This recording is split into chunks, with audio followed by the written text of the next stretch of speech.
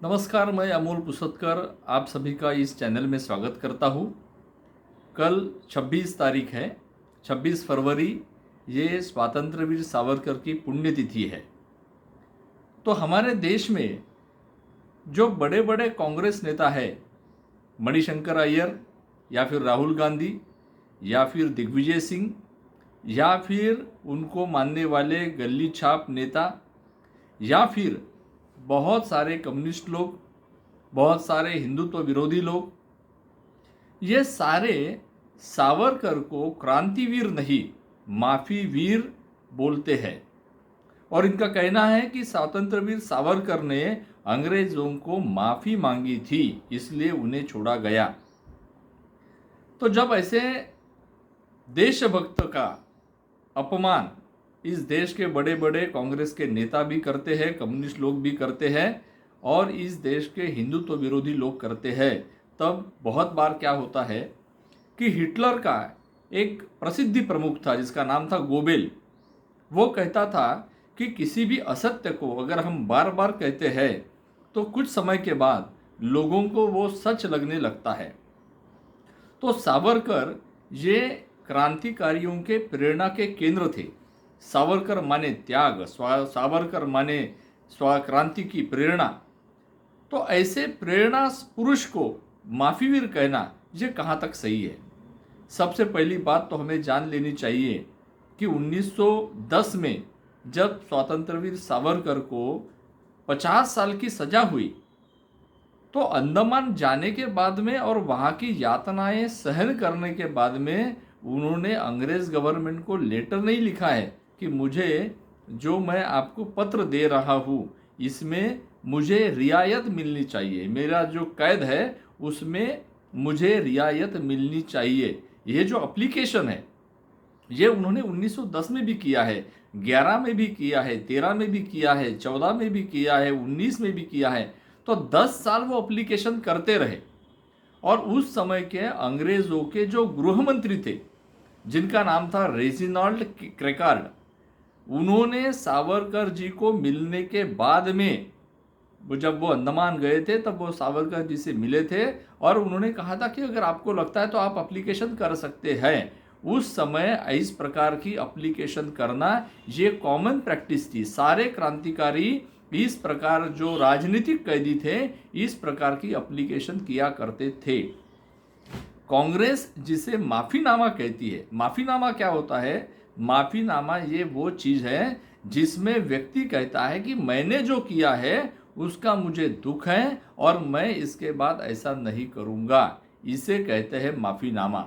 स्वातंत्र्यवीर सावरकर अपने पहले पत्र में 1910 में जो पत्र लिखा है उसमें वो डोंगरी के कारागृह में थे और वहां से वो अंग्रेजों को जो पत्र लिखते हैं उसमें वो कहते हैं कि मुझे इतने साल की सजा क्यों?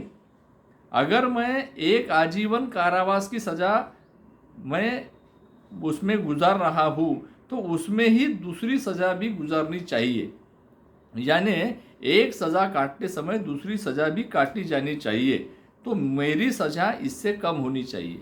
तो अंग्रेजों ने उनको उत्तर लिखा कि पहले आप 25 साल की सजा पूर्ण करो और बाद में हम देखेंगे कि दूसरी सजा का क्या करना है।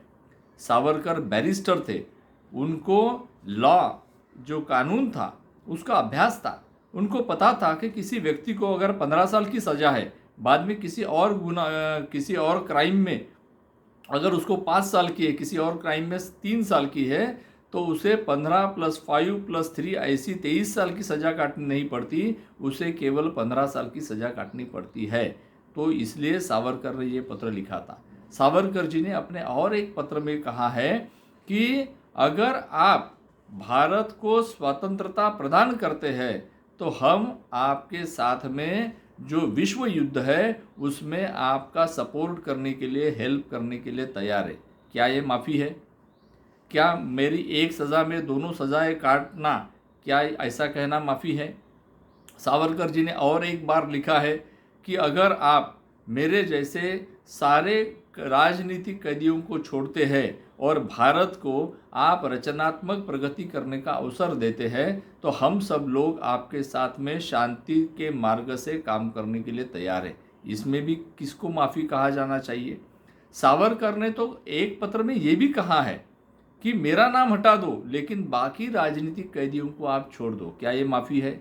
सावरकर जी ने और एक पत्र में लिखा है कि आप जिनको आपने भारत के बाहर निष्कासित कर दिया है और जो दुनिया में ठोकरे खात क्रांतिकारी घूम रहे हैं, आप उनको भी ये माफ़ी जो दया करते हैं उसमें आप उनको इसके दायरे में लाओ और उनकी जो सज़ा है वो भी कम कर दो या समाप्त कर दो।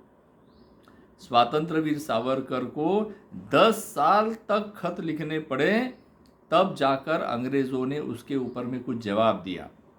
रेजिनाल्ड क्रेकॉर्ड जो गृह मंत्री थे 1913 में, उन्होंने एक अपने रिपोर्ट में लिखा है कि सावरकर की दया याचिका मेरे सामने टेबल पर पड़ी है, लेकिन सावरकर ये जितने अराजनीतिक तत्व है इनके पुरोधा है, इसलिए मैं सावरकर के ऊपर विश्वास नहीं कर सकता। मॉरिसन नाम के चीफ कमिश्नर जब अंडमान में गए और सावरकर जी को मिले, तब भी उन्होंने लिखा है कि सावरकर को देखकर कभी भी ऐसा लगता नहीं कि उनके मन में कोई अफसोस है या वो टूट चुके हैं। 1919 में भी जो अंग्रेज अधिकारी उनसे मिले, उन्होंने भी ये कहा है कि मैं बाबाराव सावरकर को तो नहीं जानता, लेकिन विनायक दामोदर सावरकर सजा से टूट चुके हैं ऐसा मुझे बिल्कुल लगता नहीं। इसलिए अंग्रेज ऐसा कहते थे कि किसी भी गुंडे बदमाश पर और दुरात्माओं पर भी हम विश्वास कर सकते हैं, लेकिन सावरकर पर विश्वास नहीं कर सकते। तो क्या ये माफी वीर होना है? स्वातंत्र वीर सावरकर को जब भारत लाया गया उस समय गवर्नमेंट सेलुलर जेल को बंद करने का विचार कर रही थी, इसलिए सारे राजनीतिक कैदियों को छोड़ा जा रहा था। तो सावरकर को जब भारत में लाया गया 3 वर्ष तक उनको अलग अलग जेलों में बंद रखा गया और उसके बाद में 13 वर्ष तक रत्नागिरी जैसे रिमोट एरिया में, रिमोट जिले में उनको नज़र कैद में रखा गया। तो ये क्या माफ़ी हुई? तो सावरकर के बारे में बोलने वाले लोगों ने अपने मन के अंदर जो देशभक्ति है पहले उसको देखना चाहिए।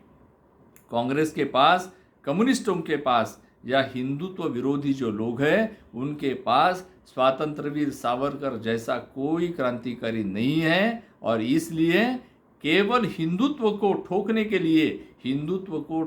लिए वो सावरकर को बदनाम करने का प्रयास करते हैं। उनको लगता है कि इसके कारण हम संघ परिवार, मोदी सरकार और उसके साथ साथ जो करोड़ों लोग हिंदुत्व की विचारधारा के ऊपर विश्वास रखने वाले हैं, उन सबको हम प्रताड़ित कर सकते हैं, बदनाम कर सकते हैं।